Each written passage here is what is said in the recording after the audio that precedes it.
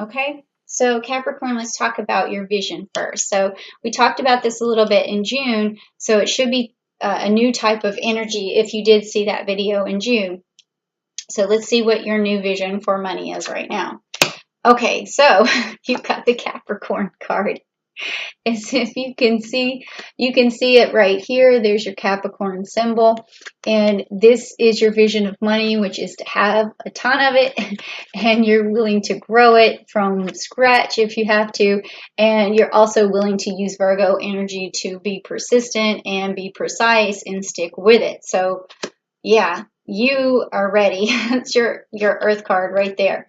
Okay, so when we get into business, what we want to do is listen to others, listen to their ideas, so that helps you move your plan along. But what opens your ears to people? Who do you listen to?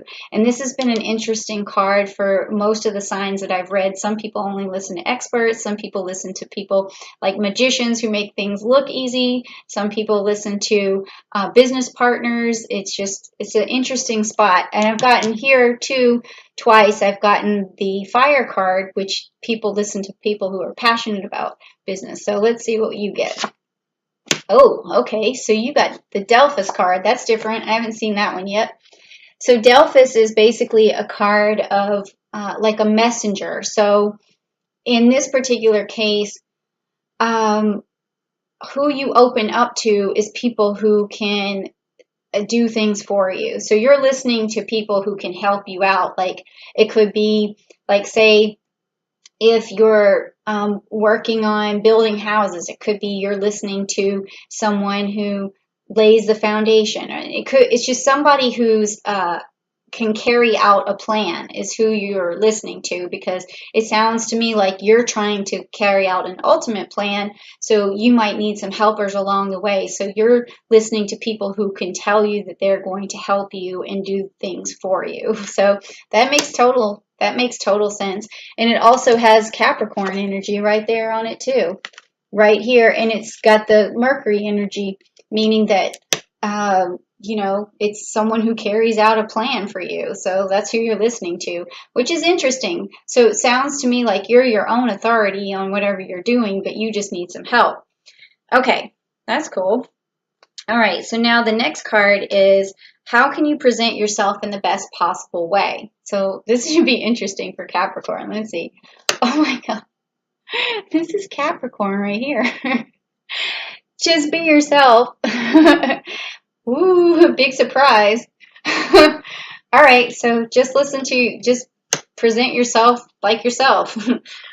Okay, that was easy. All right, so how do you maintain clarity in your business? I'm tickled over that. How can you maintain clarity in your business? So let's see. Probably just listen to yourself. Okay, so you got the lupus, which is the Two of Swords. So basically, you just need to talk it through with someone. You have a plan, and sometimes you just need to hear yourself say it. And the lupus is representative of something that comes around, like how you spot like a wolf, and you may see it a few times, and it's like a sign. So you're looking for to bounce your ideas off someone so you can get clarity, or you're looking for some sort of sign. That's what this card is telling me, okay? Sign that you're right, or sign that you're on the right track. So this is killing me. All right, so the next one is, how do you adequately express your enthusiasm? Okay, let's find out. Okay, so the Jupiter card, the Wheel of Fortune. Okay, so how do you express your enthusiasm? This is just your enthusiasm is basically just exudes out of you because of luck. Like you just express. Well, it could just be because you do have this Saturn energy that's going into retrograde into Capricorn, that right now you're fortunate, it's your wheel of fortune, and now everybody sees you as like someone who has got it going on, or someone who's very fortunate or having some good luck. So people are just going to gravitate to you and want to like, help you out with your idea because they see some sort of reward from it or something. Okay. Whew, this is cool. All right. So now, what helps you negotiate? All right. I want to find out this. What helps you negotiate? Okay. So, all right. The Prince of Wands in the Summer card. Okay, and it's got Leo energy, it's got Cancer energy, and it's also got Virgo energy.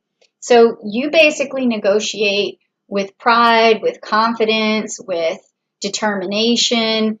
Also, you show people the end result of what is going to blossom out of whatever it is that you're working on. So you build trust in this way, and also you show like there's this commitment and this caringness because you have like this Cancer symbol here. So you've just got when you negotiate, people can see the end result of what's going to happen. So you paint the picture when you're negotiating, and you're selling the dream when you're negotiating. So that's really cool.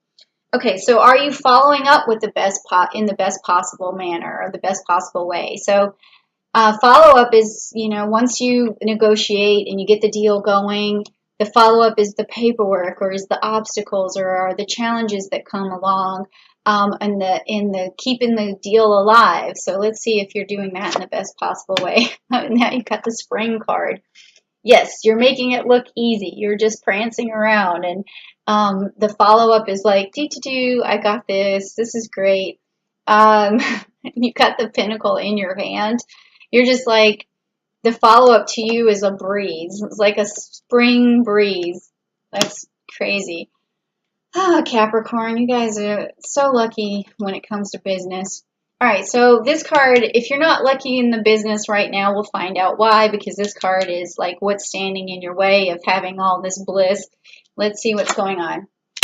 Okay, you got another Sagittarius card, the Centaurus, which is the Eight of Pentacles. And this is telling me that you just haven't come up, if you're not doing this, you haven't come up with your plan, you haven't found your direction, you don't know which way to move yet, or you don't know what you're passionate about. And so that's the only thing standing in your way, is just not knowing what you're going to do or what your plan is. And so, those of you who have a plan, congratulations, because this is all working out. And those of you who don't, just keep looking until you find something that you're passionate about, and it'll start to happen.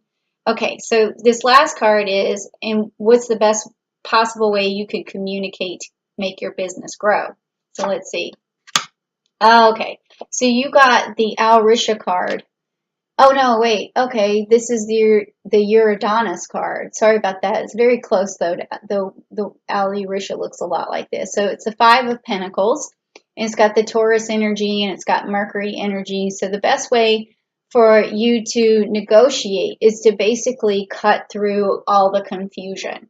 When you cut through confusion, you are able to show people this clear path, this what's going to, the end result. Okay, so I mean, there's really nothing more I can say about that. You just cut through the confusion. That's the best way to do it, and that's going to get you at least halfway there by cutting through that. And also, a way to cut through the confusion is to be down to earth with what you're saying, which also makes sense because you have this Taurus card here. So just break it down for people, and because you may be smarter than the people that you're helping, and you just need to break it down for them. So don't assume that people know what's on your mind or what you're thinking or your plan. Just make sure you're communicating it well. It also has Mercury in here for the communication, okay?